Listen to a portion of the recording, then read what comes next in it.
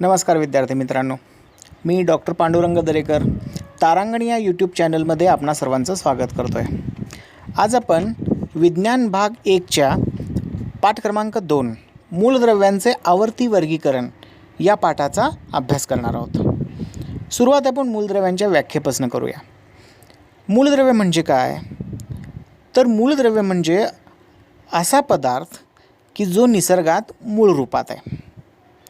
तो इतका साधा आणि सोपा आहे की ज्याचं विघटन आपण कोणत्याही रासायनिक अभिक्रियेने करू शकत नाही।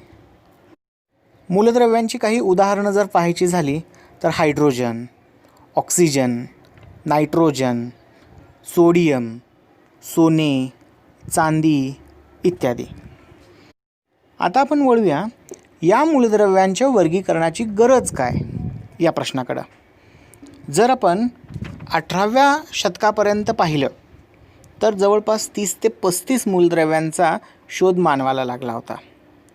परंतु जशी जशी मूलद्रव्यांची संख्या वेगाने वाढू लागली तसे तसे त्यांचे उपयोग, मानवी जीवनात आणि निसर्गचक्रात त्यांचा सहभाग यांची कल्पना स्पष्ट होऊ लागली। त्यामुळं अशा सर्व मूलद्रव्यांचा शिस्तबद्ध पद्धतीने अभ्यास करणं गरजेचं होतं। वर्गीकरण करण्यापाठीमागं आणखीन एक कारण म्हणजे काही मूलद्रव्यांच्या गुणधर्मांमध्ये सारखेपणासुद्धा दिसत होता। त्यामुळं एका मूलद्रव्याच्या गुणधर्माचा सखोल अभ्यास केला तर त्यासारखे गुणधर्म दाखवणाऱ्या इतर मूलद्रव्यांचा अभ्याससुद्धा आपोआप होणार होता। त्यामुळं बरेचसे शास्त्रज्ञ आपापले वर्गीकरणाचे निकष घेऊन पुढे आले। आज आपण या पाठामध्ये अशा 4 शास्त्रज्ञांच्या नियमांचा आणि त्यांच्या तत्त्वांचा अभ्यास करणार आहोत। सर्वप्रथम आपण डोबे-रायनरच्या त्रिकांचा अभ्यास करू। त्याचा सिद्धांत डोबे-रायनरच्या त्रिकांचा नियम या नावाने प्रसिद्ध आहे। डोबे-रायनरने मूलद्रव्यांची मांडणी त्याच्या अणुवस्तुमानाच्या चढत्या क्रमाने त्रिकांमध्ये केली। त्याला असं दिसून आलं की प्रत्येक त्रिकांमध्ये मधल्या मूलद्रव्याचे अणुवस्तुमान हे इतर 2 मूलद्रव्याच्या अणुवस्तुमानाच्या सरासरी इतके असते। आता प्रश्न निर्माण होतो की अणुवस्तुमान म्हणजे काय? तर अणुवस्तुमान म्हणजे त्या अणूमध्ये असणाऱ्या सर्व प्रोटॉन आणि न्यूट्रॉन्सची बेरीज होय। आता आपण डोबे-रायनरची काही त्रिके अभ्यासू। सुरुवातीला तुम्हाला जे स्क्रीनवर उदाहरण पाहायला मिळतं आहे ते आहे लिथियम, सोडियम आणि पोटॅशियम। लिथियमचा अणुवस्तुमानांक आहे 6.9, सोडियमचा आहे 23 आणि पोटॅशियमचा आहे 39.1। जर आपण या मूलद्रव्यांची चढत्या क्रमाने मांडणी केली तर सुरुवातीला लिथियम येईल, नंतर सोडियम आणि त्यानंतर पोटॅशियम येईल। डोबे-रायनरच्या नियमाप्रमाणे मधल्या मूलद्रव्याचा अणुवस्तुमान म्हणजेच सोडियमचा अणुवस्तुमान हा इतर 2 मूलद्रव्यांच्या म्हणजेच लिथियम आणि पोटॅशियम यांच्या सरासरी इतका असायला पाहिजे। जर आपण या 2 मूलद्रव्यांच्या अणुवस्तुमानाची सरासरी काढली तर ती येते 23 आणि सोडियमचा अणुवस्तुमान ही आहे 23। म्हणजेच येथे ही त्रिकं डोबे-रायनरचा नियम पाळतात। याच पद्धतीनं तुम्हाला स्क्रीनवर आणखीन 2 उदाहरणं पाहायला मिळतील, ती अभ्यासा। तुम्हाला सरावासाठी आणखीन 2 त्रिकं दिलेली आहेत। ही त्रिकं डोबे-रायनरचा नियम पाळतात की नाही ते पहा बरं। डोबे-रायनरच्या त्रिकांच्या नियमामध्ये काही मर्यादा आढळून येतात। त्या म्हणजे प्रत्येक मूलद्रव्यांचं त्रिक म्हणजे 3 मूलद्रव्यांचा समूह हा डोबे-रायनरचा नियम पाळेल हे सांगता येत नाही। त्याच पद्धतीनं या सरासरीमध्ये येणारा अणुवस्तुमान हा तंतोतंत त्या मधल्या मूलद्रव्याच्या अणुवस्तुमाना इतका नसतो असं दिसून आलं। या मर्यादांमुळं डोबे-रायनरच्या त्रिकांचा नियम हा सर्वमान्य झाला नाही। चला तर आता आपण दुसऱ्या वैज्ञानिकाच्या न्यूलँड्सच्या अष्टकाचा नियम पाहूया। न्यूलँड या शास्त्रज्ञाने मूलद्रव्यांची मांडणी त्याच्या अणुवस्तुमानाच्या चढत्या क्रमाने अष्टकांमध्ये केली आणि त्याला असं दिसून आलं की संगीतातील अष्टकाप्रमाणे पहिल्या आणि 8व्या मूलद्रव्यांच्या गुणधर्मांमध्ये सारखेपणा होता. स्क्रीनवर तुम्ही काही उदाहरणं बघताय. त्या न्यूलँड्सच्या सारणीवरून आपल्याला असं दिसून येतं की लिथियम या मूलद्रव्यानंतर येणारा 8वा मूलद्रव्य म्हणजे सोडियम ह्या दोघांच्या गुणधर्मांमध्ये सारखेपणा आहे. सोडियमपासून 8वा मूलद्रव्य पोटॅशियम, सोडियम आणि पोटॅशियम यांच्या गुणधर्मांमध्ये सारखेपणा आहे. अशा पद्धतीनं न्यूलँडच्या नियमाप्रमाणे प्रत्येक पहिल्या आणि 8व्या मूलद्रव्याच्या गुणधर्मांमध्ये सारखेपणा त्याला दिसून आला. याच पद्धतीनं तुम्ही आणखीन काही उदाहरणं शोधू शकता. आता आपण पाहूया की या न्यूलँडच्या सारणीमध्ये किंवा न्यूलँडच्या सिद्धांतांमध्येही काही मर्यादा दिसून आल्या. त्या खालीलप्रमाणे आहेत. न्यूलँडने जवळपास 56 मूलद्रव्यांचं वर्गीकरण या सारणीमध्ये दाखवलेलं आहे. परंतु न्यूलँडचा नियम केवळ कॅल्शियमपर्यंतच पाळला जातो असं दिसून येतं. त्यानंतर सारणीत जर तुम्ही काही ठिकाणी पाहिलं तर एकाच जागी 2-2 मूलद्रव्ये ठेवली गेलेली आहेत. त्यात आणखीन भर म्हणजे एकाच गटात भिन्न गुणधर्म असणारी सुद्धा मूलद्रव्ये आलेली आहेत. उदाहरणार्थ कोबाल्ट, निकेल हा हॅलोजनसोबत ठेवला गेलेला आहे. आता कोबाल्ट आणि निकेल हे तर धातू आहेत आणि हॅलोजन हे तर अधातू आहेत. त्यामुळं भिन्न गुणधर्माची मूलद्रव्य एकाच ठिकाणी मांडली गेली ही एक त्याच्या सिद्धांताची मर्यादा आहे. त्यानंतर आणखीन म्हणजे या सारणीमध्ये नवीन मूलद्रव्यांचा समावेश करण्याची सोय नव्हती. अशा काही मर्यादांमुळं न्यूलँडच्या अष्टकाचा नियमही थोडासा मागे पडला.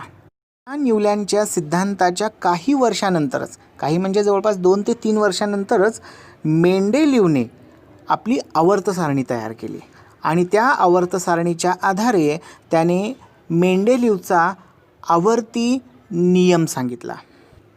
आता आवर्ती घटना म्हणजे काय? आवर्ती घटना म्हणजे ठराविक काळानंतर पुन्हा पुन्हा घडणाऱ्या घटना. मेंडेलीवने मूलद्रव्यांची मांडणी त्याच्या अणुवस्तुमानाच्या चढत्या क्रमाने केली आणि त्याला असं दिसून आलं की काही ठराविक कालावधीनंतर मूलद्रव्यांच्या रासायनिक आणि भौतिक गुणधर्मांमध्ये पुनरावृत्ती होते आणि म्हणूनच त्याने आपल्या नियमाला मेंडेलीवचा आवर्ती नियम असं म्हटलं गेलं. या नियमानुसार मूलद्रव्यांचे भौतिक आणि रासायनिक गुणधर्म हे त्यांच्या अणुवस्तुमानाचे आवर्ती फल असतात. या सिद्धांताच्या आधारे मेंडेलीवने स्वतःची एक आवर्त सारणी तयार केली आणि या आवर्त सारणीत त्याने त्या काळी शोध लागलेल्या जवळपास 63 मूलद्रव्यांचा समावेश केला. त्या काळी ज्ञात असलेल्या सर्व मूलद्रव्याचे वर्गीकरण करणारा मेंडेलीव हा एकमेव शास्त्रज्ञ ठरला. त्याच्या आवर्त सारणीची काही वैशिष्ट्ये पुढील प्रमाणे आहेत. त्याच्या आवर्त सारणीत ज्या आडव्या ओळी आहेत त्या आडव्या ओळींना आवर्तन असं म्हणतात आणि जे उभे स्तंभ आहेत त्या स्तंभांना गण असे म्हणतात. मेंडेलीवच्या सिद्धांतानुसार एकाच गणातील मूलद्रव्यांचे भौतिक आणि रासायनिक गुणधर्म सारखे असतात. मेंडेलीवने बेरिलियमच्या अचूक अणुवस्तुमानाच्या शोधानंतर यशस्वीरित्या बेरिलियमला बोरॉन या मूलद्रव्याच्या आधी ठेवले. मेंडेलीवने त्याच्या आवर्त सारणीमध्ये काही जागा रिक्त ठेवल्या होत्या. त्या रिक्त जागांमधील मूलद्रव्यांच्या गुणधर्मांबद्दल त्याने भाकीतही केलं होतं. त्या रिक्त जागेतील मूलद्रव्यांना त्यांना अशा पद्धतीने नावं दिली ती इका बोरॉन, इका ॲल्युमिनियम आणि इका सिलिकॉन. या मूलद्रव्यांचा शोध लागल्यानंतर त्यांची नवीन नावे स्कँडियम, गॅलियम आणि जर्मेनियम अशी ठेवली गेली. आणि आश्चर्याची गोष्ट म्हणजे या मेंडेलीवने भाकीत केलेली गुणधर्म ह्या नवीन मूलद्रव्यांच्या गुणधर्मांसारखी होती. मेंडेलिव्हच्या आवर्त सारणीचा शोध लागण्यापूर्वी राजवायूंचा शोध लागला नव्हता. त्यामुळे मेंडेलिव्हच्या आवर्त सारणीत राजवायूंसाठी काही विशिष्ट स्थान दिले नव्हते. परंतु ज्यावेळेस राजवायूंचा शोध लागला, निष्क्रिय वायूंचा शोध लागला, त्यानंतर इतर मूलद्रव्यांची जागा न बदलता यशस्वीरित्या या राजवायूंचा समावेश मेंडेलिव्हच्या आवर्त सारणीमध्ये करता आला. आता आपण मेंडेलिव्हच्या आवर्त सारणीतील काही दोष बघूया. पहिला दोष म्हणजे मेंडेलिव्हच्या आवर्त सारणीत चढता क्रम आपल्याला व्यवस्थित दिसत नाही. चढत्या क्रमानुसार कमी अणुवस्तुमान असणारी मूलद्रव्ये ही जास्त अणुवस्तुमान असणाऱ्या मूलद्रव्यांच्या आधी मांडली गेली पाहिजेत.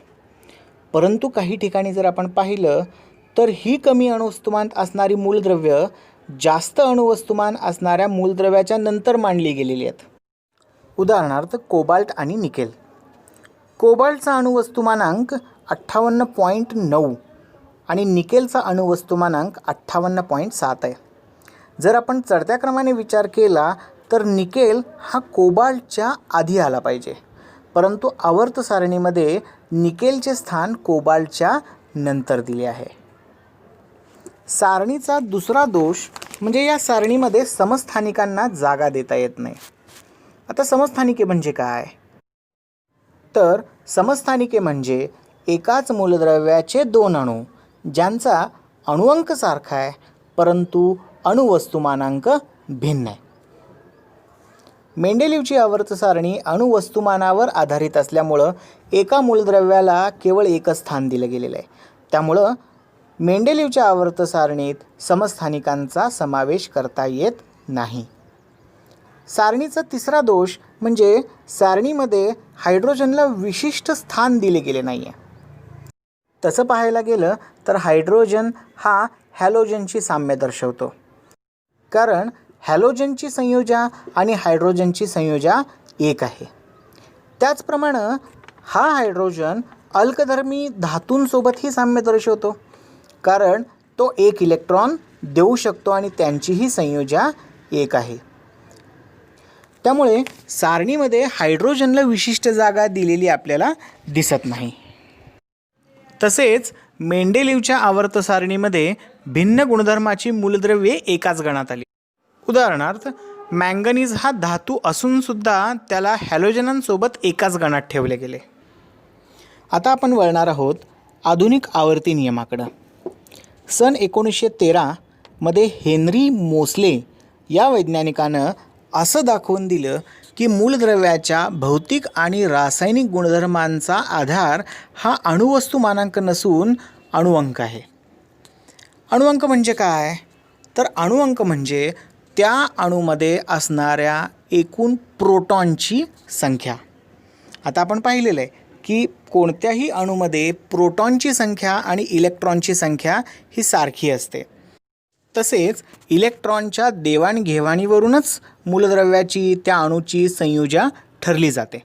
त्यामुळं मूलद्रव्याच्या भौतिक आणि रासायनिक गुणधर्मांचा खरा आधार हा अणुवस्तुमानांक नसून अणुअंक आहे. आधुनिक आवर्ती सिद्धांत हा आपल्याला खालीलप्रमाणे सांगता येईल. मूलद्रव्यांचे भौतिक आणि रासायनिक गुणधर्म हे त्यांच्या अणुअंकाचे आवर्ती फल आहेत. या नियमाच्या आधारे हेनरी मोसले यांनी आधुनिक आवर्त सारणी तयार केली आणि या आधुनिक आवर्त सारणीमध्ये आत्तापर्यंत शोध लागलेल्या सर्व 118 मूलद्रव्यांचा समावेश आहे. आता आपण आधुनिक आवर्त सारणीची काही वैशिष्ट्ये अभ्यासूया. या आधुनिक आवर्त सारणीमध्ये एकूण 118 मूलद्रव्यांचा समावेश आहे. आधुनिक आवर्त सारणीत उभ्या स्तंभांना गण असे संबोधले आहे आणि आडव्या ओळींना आवर्तने असे संबोधले आहेत. जर आपण निरखून पाहिलं तर या आवर्त सारणीमध्ये एकूण 18 गण आहेत तर 7 आवर्तन आहेत. आधुनिक आवर्त सारणीची SPDF अशा 4 खंडात विभागणी केलेली आहे. S खंडामध्ये गण क्रमांक 1, 2, P खंडामध्ये गण क्रमांक 13 ते 18, D खंडामध्ये गण क्रमांक 3 ते 12 आणि एफ खंडामध्ये लॅन्थेनाइड आणि ॲक्टिनाइडचा समावेश केला आहे. आधुनिक आवर्त सारणीमध्ये आपल्याला 4 प्रकारची मूलद्रव्ये पाहायला मिळतात. पहिला प्रकार म्हणजे उदासीन मूलद्रव्य, ज्यांना आपण राजवायू, निष्क्रिय वायू असे म्हणतो. तर राजवायू म्हणजे काय, तर ज्या मूलद्रव्यांच्या अणूच्या सर्व कक्षा इलेक्ट्रॉनने पूर्ण भरलेल्या आहेत त्या अणूंना, त्या मूलद्रव्यांना आपण राजवायू असं म्हणतो. राजवायूंची संयोजा 0 असते. प्रकार क्रमांक 2, प्रसामान्य मूलद्रव्य. प्रसामान्य मूलद्रव्य म्हणजे ज्या मूलद्रव्यांच्या अणूची शेवटची एक कक्षा अपूर्ण असते त्यांना आपण प्रसामान्य मूलद्रव्य म्हणतो. प्रकार क्रमांक 3, संक्रामक मूलद्रव्य. ज्या मूलद्रव्याच्या अणूच्या शेवटच्या 2 कक्षा अपूर्ण असतात त्यांना आपण संक्रामक मूलद्रव्य म्हणतो. आणि चौथा प्रकार आंतरसंक्रामक मूलद्रव्य म्हणजे ज्या मूलद्रव्याच्या अणूच्या शेवटच्या 3 कक्षा अपूर्ण असतात त्यांना आपण आंतरसंक्रामक मूलद्रव्य म्हणतो. जर आपण या सर्व मूलद्रव्यांचे स्थान पाहिले तर प्रसामान्य मूलद्रव्य आपल्याला एस आणि पी खंडामध्ये पाहायला मिळतात. उदासीन मूलद्रव्य पी खंडात पाहायला मिळतात. संक्रामक मूलद्रव्य डी खंडात आणि आंतरसंक्रामक मूलद्रव्य एफ खंडात पाहायला मिळतात. आता आपण पाहूया की मूलद्रव्याचे स्थान हे आवर्त सारणीत कोणत्या प्रकारे दिलेले आहे. प्रथम आपण पाहूया मूलद्रव्याचा आवर्तन क्रमांक कसा ठरवला आहे. तर मूलद्रव्याचा आवर्तन क्रमांक हा त्या मूलद्रव्याच्या अणूमध्ये असणाऱ्या कक्षांच्या संख्येवर अवलंबून आहे. उदाहरणार्थ हायड्रोजनचा अणुअंक 1 आहे. त्याच्याकडं एकच कक्षा असल्याने हायड्रोजनचा आवर्तन क्रमांक 1 आहे. लिथियमचा अणुअंक 3 आहे, म्हणजे त्याचे इलेक्ट्रॉनिक स्वरूपण 2 1 असे होईल. त्याच्याकडं 2 कक्षा आहेत त्यामुळे त्याचा आवर्तन क्रमांक 2 आहे. आता सोडियमचा अणुअंक 11 आहे. सोडियमकडं 2 8 1 असे इलेक्ट्रॉन स्वरूपण असल्याने 3 कक्षा असतील, त्यामुळं सोडियमचा समावेश हा 3ऱ्या आवर्तनात केला गेला आहे. आता आपण पाहूया मूलद्रव्याचा गणक्रमांक कसा ठरवला जातो. मूलद्रव्याचा गणक्रमांक हा त्याच्या अणूमध्ये असणाऱ्या संयोजा इलेक्ट्रॉनच्या संख्येवरून ठरवला जातो. उदाहरणार्थ लिथियम, सोडियम, पोटॅशियम ह्या सर्व मूलद्रव्यांच्या बाह्यतम कक्षेत 1 इलेक्ट्रॉन आहे, म्हणजे संयोजा इलेक्ट्रॉनची संख्या 1 आहे, म्हणून या सर्व मूलद्रव्यांचा समावेश पहिल्या गणात केलेला आहे. मॅग्नेशियम, कॅल्शियम या मूलद्रव्यांच्या बाह्यतम कक्षेत 2 इलेक्ट्रॉन आहेत, म्हणजे त्यांच्या संयोजक इलेक्ट्रॉनची संख्या 2 आहे, म्हणून त्यांचा समावेश गणक्रमांक 2 मध्ये केला आहे. सर्व हॅलोजनच्या शेवटच्या कक्षेमध्ये 7 इलेक्ट्रॉन आहेत, म्हणून ह्या सर्व हॅलोजनचा समावेश 17व्या गणात केलेला आहे. अशा पद्धतीनं मूलद्रव्याचा गणक्रमांक ठरवला जातो. आता आपण आधुनिक आवर्त सारणीच्या आवर्तनामधून डावीकडून उजवीकडे गेल्यास किंवा गणामध्ये वरून खाली आल्यास मूलद्रव्याच्या गुणधर्मांमध्ये काय बदल होतात ते पाहणार आहोत. तर पहिला गुणधर्म आपण अभ्यासूया संयोजेचा. मूलद्रव्यांची संयोजा ही त्या अणूच्या शेवटच्या कक्षेमध्ये असलेल्या इलेक्ट्रॉनच्या संख्येवरून ठरते. संयोजा म्हणजे त्या अणूच्या इलेक्ट्रॉन देवाणघेवाणीची एकूण क्षमताच होय. जर आपण कोणत्याही गणाचा अभ्यास केला, त्या गणामध्ये आपण ज्यावेळेस वरून खाली येतो त्यावेळेस ह्या संयोजेमध्ये काय बरं बदल होतो, तर कोणत्याही गणामध्ये मूलद्रव्याची संयोजा ही स्थिर राहते, ती बदलत नाही. याचं कारण असं की मूलद्रव्याचा गणक्रमांक हा त्याच्या संयोजा इलेक्ट्रॉननुसार ठरला जातो. त्यामुळं एकाच गणामध्ये समाविष्ट असणाऱ्या मूलद्रव्यांच्या शेवटच्या कक्षेत सारखेच इलेक्ट्रॉन असणार आहेत, त्यामुळं त्यांची संयोजा ही सारखीच असणार आहे. त्यामुळं गणामधून वरून खाली येताना मूलद्रव्याच्या संयुजेमध्ये कोणताही बदल होत नाही. आता आपण आवर्तनाचा अभ्यास करू. जर आपण कोणत्याही आवर्तनामध्ये डावीकडून उजवीकडे गेल्यास मूलद्रव्यांच्या संयुजेमध्ये बदल होतो. हा बदल अभ्यासण्यासाठी उदाहरण म्हणून आपण आवर्तन क्रमांक 3 समोर ठेवूया. आवर्तन क्रमांक 3 सुरू होतो सोडियमपासून. सोडियमची संयोजा 1 आहे. त्यानंतर पुढचा मूलद्रव्य आहे मॅग्नेशियम, त्याची संयोजा 2 आहे. त्याचा पुढचा मूलद्रव्य आहे ॲल्युमिनियम, त्याची संयोजा 3 आहे.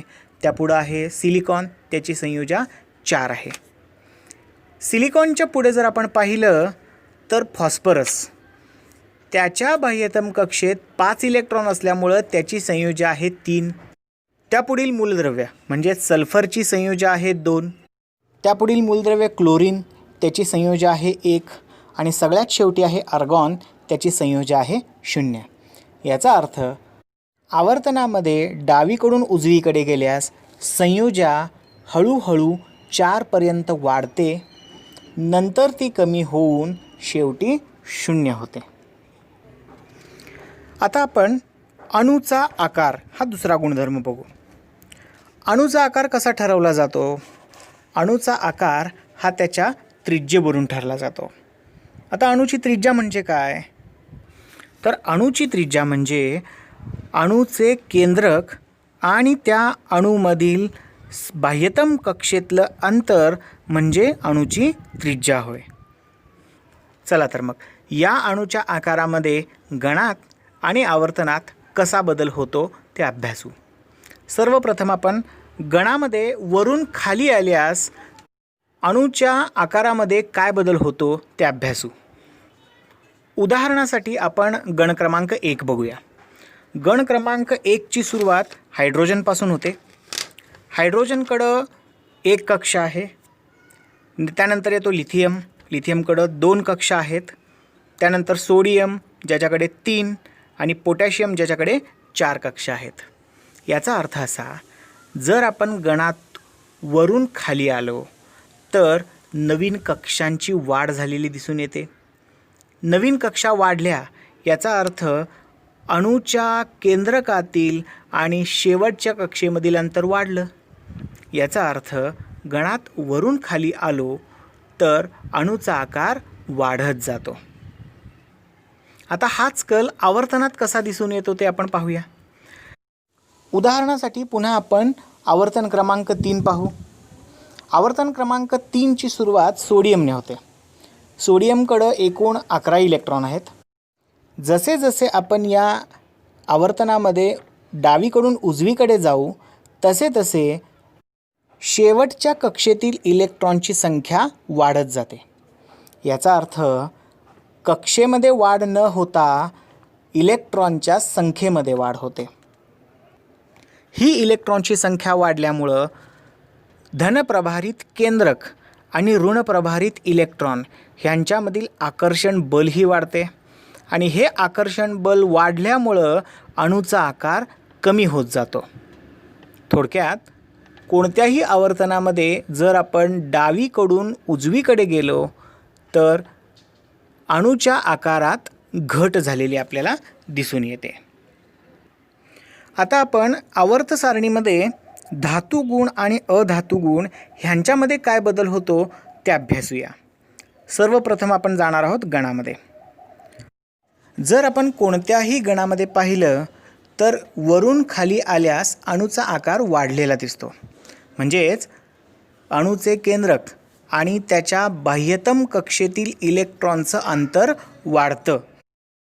या अशा इलेक्ट्रॉनचं केंद्रकासोबत असणारं जे आकर्षण बल असतं ते क्षीण असणार आहे आणि साहजिकच असे इलेक्ट्रॉन सहजासहजी दिले जाणार आहेत. त्यामुळं गणात वरून खाली आल्यास धातुगुण वाढलेला दिसतो. धातुगुण म्हणजे काय? तर इलेक्ट्रॉन देण्याची प्रवृत्ती होय. जसं जसं गणामध्ये आपण वरून खाली येऊ तसं तसं इलेक्ट्रॉन देण्याची प्रवृत्ती वाढते. याचा अर्थ धातुगुण वाढतो. आता आवर्तनात काय होतं? आवर्तनात आपण डावीकडून उजवीकडे गेल्यास अणूचा आकार कमी होतो. याचा अर्थ अणूचे केंद्रक आणि त्याच्या बाह्यतम कक्षेतील इलेक्ट्रॉन यांच्यातलं अंतर कमी होतं.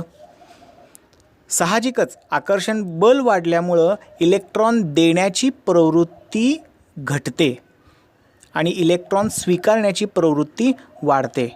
म्हणून आवर्तनात डावीकडून उजवीकडे गेल्यास धातू गुण कमी झालेला दिसतो. आता आपण वळणार आहोत अधातू गुणाकडे. अधातू गुण म्हणजे काय, तर मूलद्रव्याची इलेक्ट्रॉन स्वीकारण्याची प्रवृत्ती.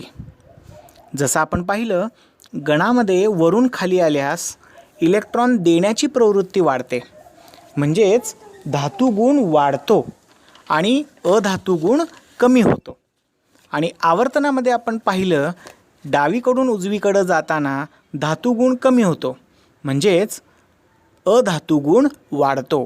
मूलद्रव्यांची इलेक्ट्रॉन स्वीकारण्याची प्रवृत्ती वाढते. म्हणूनच आवर्तनात डावीकडून उजवीकडे गेल्यास इलेक्ट्रॉन स्वीकारण्याची प्रवृत्ती वाढल्याने अधातू गुण वाढलेला दिसून येतो. अशा पद्धतीनं आपण मूलद्रव्यांच्या आवर्ती वर्गीकरणाचा पाठ पूर्ण केलेला आहे. मित्रांनो, हे विश्लेषण तुम्हाला कसं वाटलं हे कमेंटद्वारे जरूर कळवा.